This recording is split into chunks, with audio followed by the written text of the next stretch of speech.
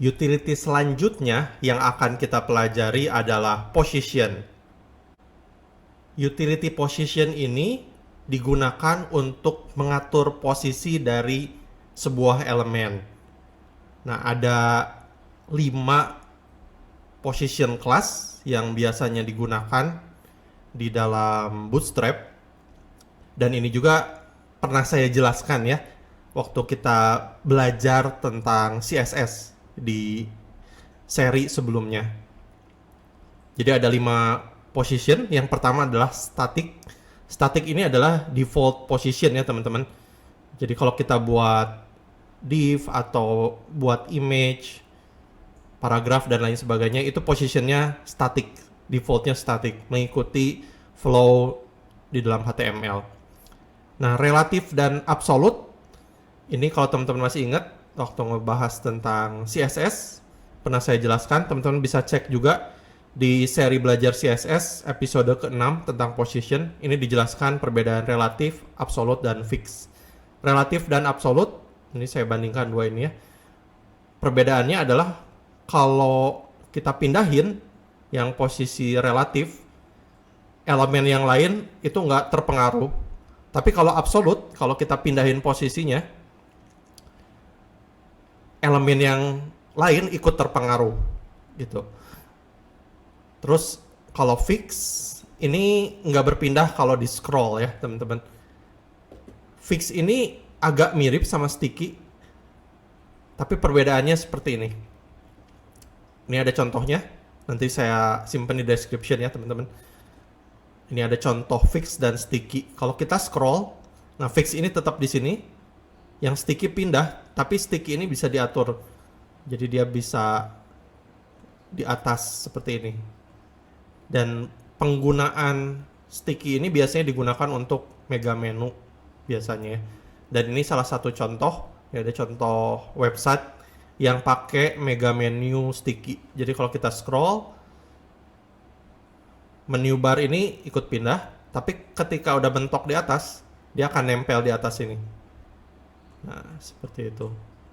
Ini contoh penggunaan sticky ya teman-teman. Oke.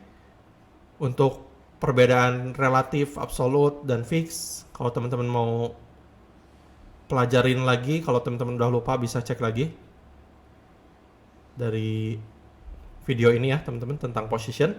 Nah, di episode kali ini saya akan jelaskan di Bootstrap kita bisa pakai properti position seperti ini contohnya. Jadi ada beberapa properti yaitu top, start, bottom, dan end. Jadi top ini untuk memposisikan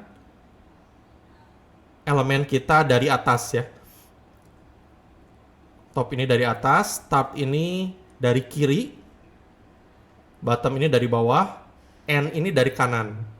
Dan position ini bisa menggunakan value atau nilai posisinya 0, 50, atau 100. Nah, ini contohnya.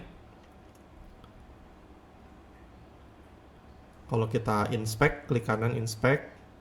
Terus kalau teman-teman mau cek, misalkan ini HTML-nya yang mana, teman-teman bisa klik ini ya. Select an element in the page to inspect it. Klik yang ada mouse ini, terus klik yang mau kita cek HTML-nya, klik. Lalu dia akan nunjukin. Nah, ini HTML-nya untuk si kotak ini ya, si div ini. Kotak ini posisinya absolute.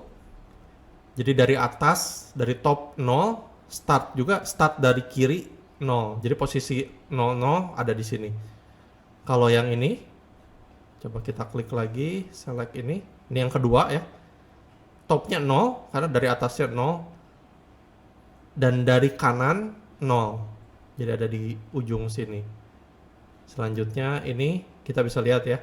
Kalau kita klik yang lain ini, dia nunjukin ke kotak yang ini. Yang ini, dari top itu 50. Jadi dari atas ke sini 50%. Dan dari start, dari kiri 50. Jadi titiknya mulai di sini, terus dia ke bawah, bikin kotak. Seperti itu. Kalau kita pakai posisinya mulainya dari bottom 50 dan end 50, dia jadinya di posisi ini ya. Kebalikannya dari top dan start 50. Oke, terus yang bawah ini mulainya dari bottomnya 0, mulai dari bottom, startnya 0. Dan yang ujung sini mulainya bottom 0, endnya 0. Nah, kalau kita mau buatnya tepat di tengah-tengah, kita bisa tambahin kelas yang disebutnya translate middle. Nah, translate middle ini akan membuat posisinya tepat di tengah-tengah seperti itu. Kalau kita select lagi, kalau kita inspect ini ya teman-teman, nah, kita bisa lihat ini top 50, start 50, terus kita tambahin translate middle, jadinya ada pas di tengah-tengah seperti itu. Oke teman-teman, sekian pembahasan tentang position.